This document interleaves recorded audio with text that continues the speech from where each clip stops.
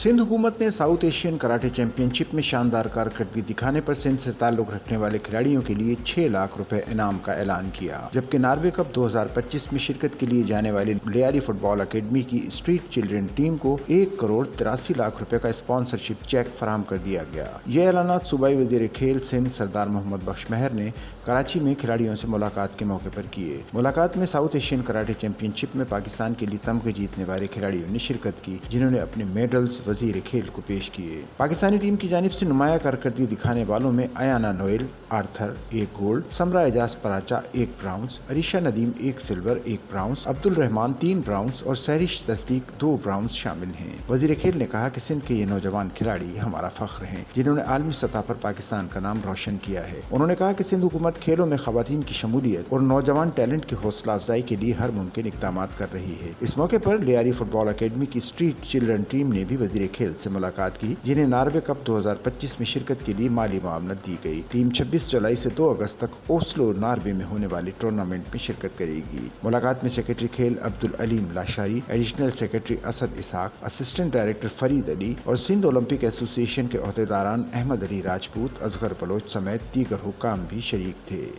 Sachal news network की videos में खुश आमदेद। नाजरीन, वीडियो से मुतालिक अपनी कीमती राय का इजहार कमेंट बॉक्स में ज़रूर करें और चैनल को सब्सक्राइब करें।